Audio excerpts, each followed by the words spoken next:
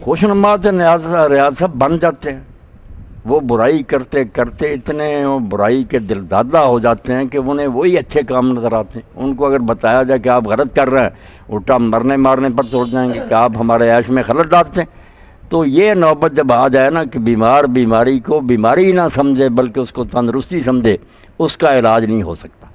یہی بات اللہ تعالیٰ کہتے ہیں، جیسے جسمانی بیماریوں میں روحانی دنیا میں بھی یہی ہے، اسی کو لعنت کہتے ہیں، اسی کو مور لگ جانا کہتے ہیں کہ برے کام کرتے کرتے وہ اتنا نامراد اپنے لیے تعویلیں گھڑ لیتا ہے کہ اس کو یہ سمجھ نہیں آتی کہ میں غلط کر رہا ہوں، بلکہ وہ نصیحت کرنے والوں کی نصیحت سنتا ہی نہیں، الٹا قتل کر دیتا۔ کتنے انبیاء اور نیک لوگوں نے قتل کر دیے کہ تم کیوں ایسی باتیں کرتے۔ تو یہ نوبت جو نا اللہ تعالیٰ اس سے خبردار کرتا ہے کہ اگر ابھی موقع ہے نا باز آنے کا تو آ جاؤ، ورنہ جیسے ٹی بی چلی جاتی نا آخری سٹیج پر تو ڈاکٹر کہتے ہیں اب تو علاج نہیں ہو سکتا،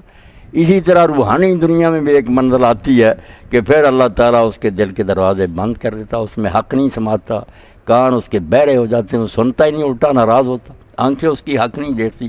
تو اس کو وہ برے اعمال اچھے لگتے ہیں، یہ خوشنما بنا دیے جاتے ہیں،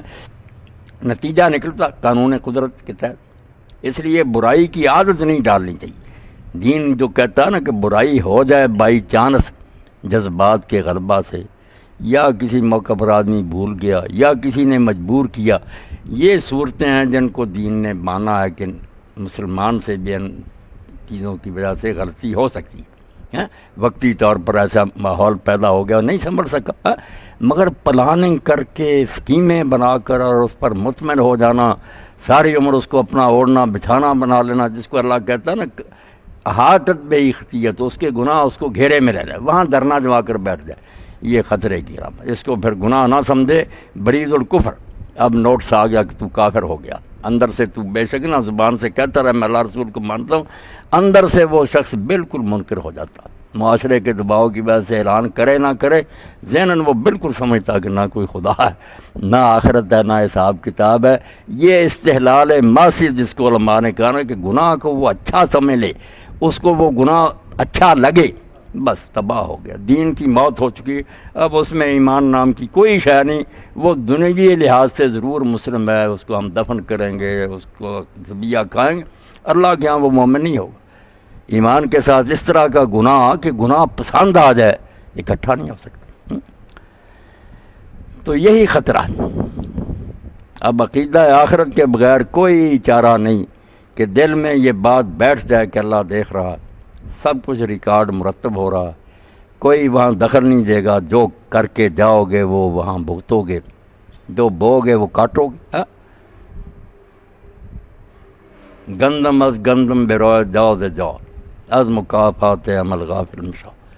گندم بو گے گندم اگے گی، جو بو گے جو اگیں گے۔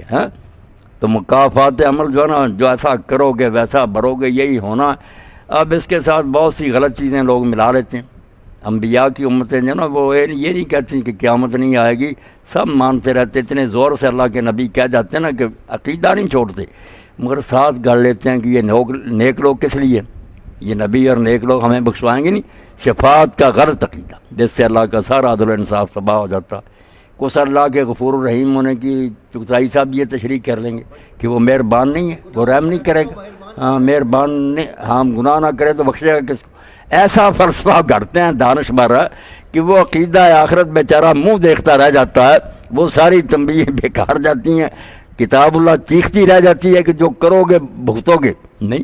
وہ ایسی گولیاں کھا لیتے ہیں خواب اور سو جاتے ہیں آرام سے۔ اور جو ان کا انکار کرے سمجھائے اس کو کہیں گے یہ بے ادب ہے، یہ اللہ کے نبیوں کو نہیں مانتا، جو اللہ کے رسولوں کی تعلیم ہے اس کو تباہ کر دیتے ہیں اور خود بنے رہتے ہیں با ادب۔